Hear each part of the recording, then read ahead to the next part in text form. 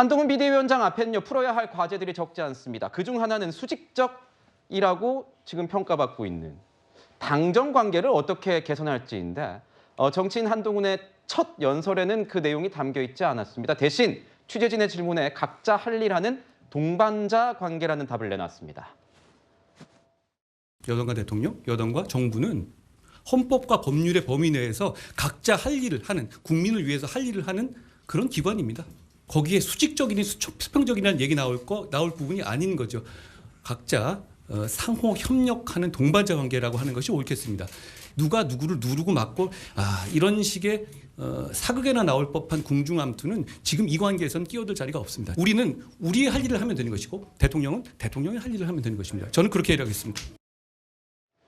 사실상 당정관계 재정립의 시험대로 거론되는 이 김건희 특검법, 국민의힘에서는 도이치모터스 특검법이라고 부르던데 이 특검법에 대해서 악법이라고 거듭 비판을 했습니다.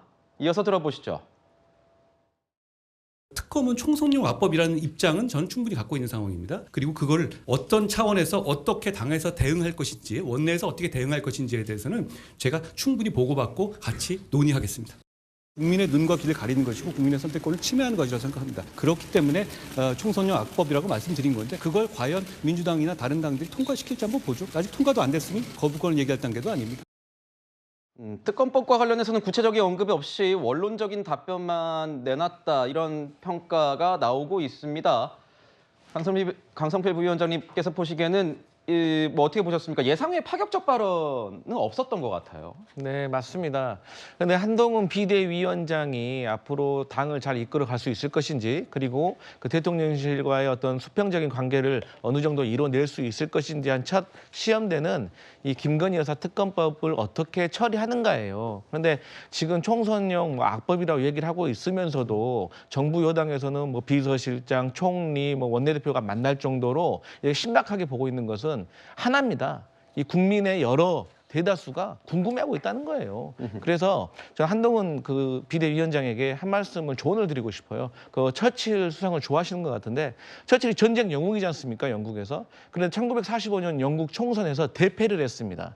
그 이유가 뭐냐면 그때 당시만 전쟁이기 때문에 전쟁이 끝난 후에 국민들은 경제를 어떻게 살릴 것인가에 대해서 관심을 가지고 있었는데, 처칠은 아직도 전쟁에서 벗어나지 못하고 치안과 안보를 주장했기 때문에 민심을 읽지 못했던 거예요. 그래서 한동훈 장관이 말씀하신 대로 5천만의 언어를 쓴다고 하셨으니 5천만의 대다수가 원하는 대로 어떻게 처리할지 기대하고 있다, 이런 말씀 드리겠습니다. 민주당에서는요, 그렇게 호위무사를 자처하다간 정치인 한동훈은 실패할 것이다, 이렇게 날선 반응을 보이고 있습니다.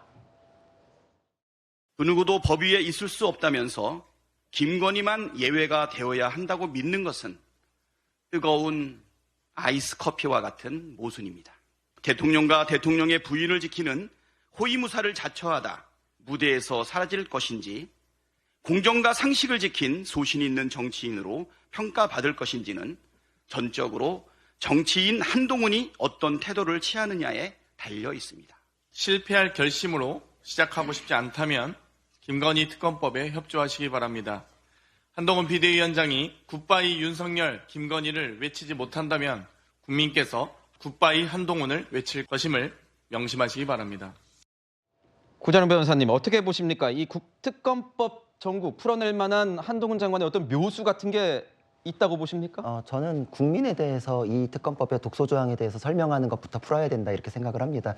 지금 민주당에서 주장하는 것도 국민이 원한다, 이거 하나거든요. 두루뭉술하게 여론조사 하나 얘기하고, 근데 그 여론조사는 독소 조항이나 이런 거에 대한 설명이 충분하지 않은 깜깜이에서 이루어진 부분이 많고, 여론조사 가지고서 이끌어갈 것 같았으면 예전에 후쿠시마에 대해서도 국민 70%가 원합니다라고 주장하시더니 이젠 민주당도 후쿠시마 얘기 안 해요. 그러니까 여론조사라는 게 그렇게 허망하거든요. 그 이후에 과학적인 데이터 나오고 나니까 민주당도 지금 다 입 닫아버렸잖아요. 아마 총선 지나고 나면은 특검 도입에 대해서 민주당이 원하지 않을 수도 있습니다. 왜냐하면 예전에도 특검 도입이 면죄부용 특검이다, 오히려 반대한다, 이랬던 경우도 많아요. 그러니까 결국은 총선 이후에 자연히 정리될 문제고, 지금은 독소 조항에 대해서 국민께 설명을 드리는 걸로 풀어가는 게 맞다, 이렇게 생각합니다.